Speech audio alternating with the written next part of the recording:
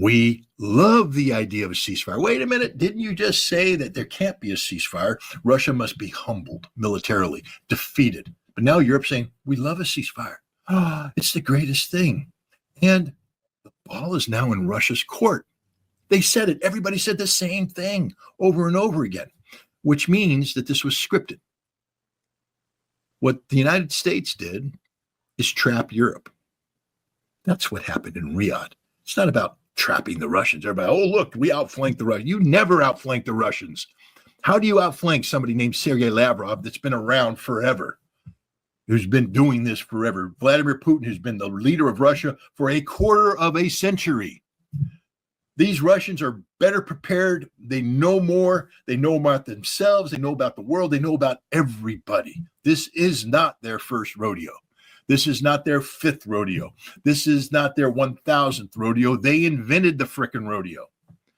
And so they, you don't outmaneuver the Russians. But Donald Trump outmaneuvered Europe because now Europe is committed to not war, but a ceasefire. Europe has said that is the best outcome. That is the outcome we want, a ceasefire. And the ball is in Russia's court. What's important about that term? It implies a process. I mean, it's a reference to a game. They didn't say, take it or leave it, Russia. No one said that. They said, the ball's in your court. So that's like a tennis thing, They just hit the ball into Russia's court. Now, that ball can either score a point in the match or Russia will volley it back. Game on. And look at what Russia's done. Listen to what Vladimir Putin said. Ceasefire is essential. Essential. We accept a ceasefire. We accept it. They're playing the game. You see what happened there? They're Balls playing back. But then they went backhand back and said, but there are conditions. Now, here's the interesting thing about the conditions. They didn't send the ball back into the Ukrainian court because they don't give a damn about the Ukrainians. They didn't send it back into the European court because Europe, frankly speaking, took themselves out of the game the moment they said, we accept the ceasefire. They went to the American court. And the Americans are receiving the Russian statement today, except this isn't the first time they heard this, Nima. It's the second time or the third time they've heard this. Nothing new is being presented to the Americans. Nothing new.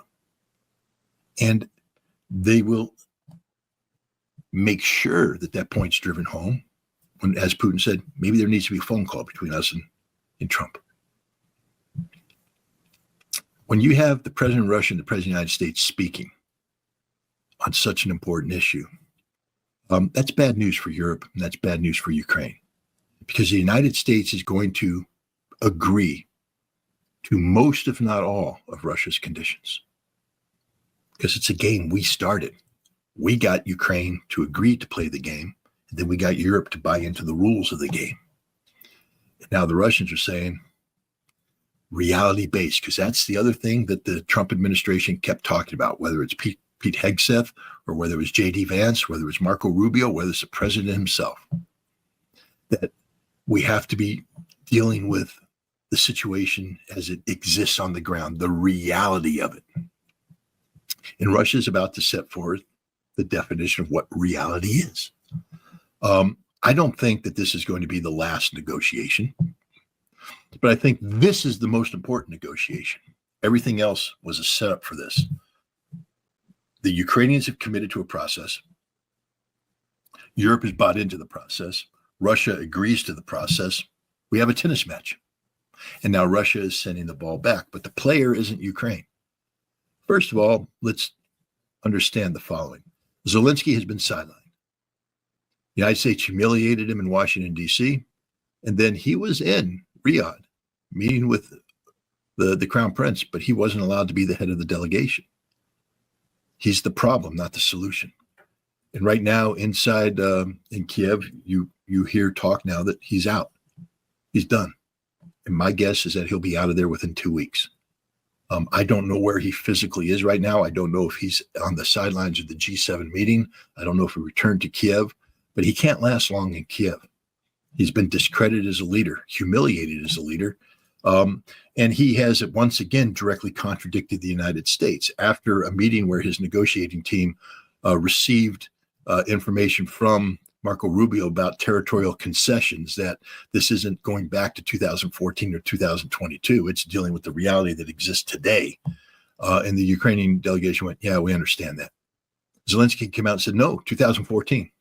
We get everything back. We get all of Novorossiya, Kherson, Zaporizhia, Donetsk, Lugansk, and we get Crimea. That's the only term. He is so far removed from reality, it's not even place. So he's finished. It's the end of Zelensky. And when Zelensky goes, you're going to see a collapse of Ukraine, political will, social will. And all Russia has to do is keep the game playing until Ukraine gets into a position where they will comply with Russia's demands. And Europe will have no choice but to follow along. This is the game that's being played. It's called diplomacy. It's a master class being put on by the Russians, and I believe with the assistance of the United States. Who's not in Moscow right now from the United States? Marco Rubio. Not there. Why? Why isn't the Secretary of State, who has been involved in these negotiations, not present for the most important negotiation? Because he's always been a figurehead. There's somebody else pulling the strings, somebody else calling the shots. And Rubio isn't needed for this. In fact, he's a distraction from this because Rubio has tainted himself with, the Ukrainian brush and the European brush. So he's over there now playing with Europe. Well, what happened to the last person who was supposed to be the one leading the efforts and they got sidelined and sent to Europe? His name was Keith Kellogg. You do know that he was fired. He's no longer the special envoy. I'm not saying that Rubio is going to be fired. I'm going to say that Rubio is not going to be a major part of the Russian negotiation going forward. This is now in Donald Trump's hands. Steve Witkoff, although they said he's not going to be the principal negotiator, Steve Witkoff is the facilitator. And he's got this in Trump's hands.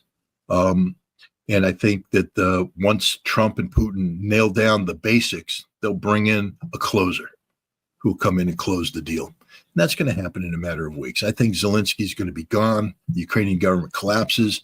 Now you have the conditions to where Russia can come in and participate in a post-conflict election that gets their man installed, gets a parliament, a Rada installed that's willing to make the constitutional changes that Russia views as a prerequisite for denazification, who will agree to demilitarization on the terms set forth by Russia. And Europe will have no choice but to comply with this. This is what happened in Riyadh.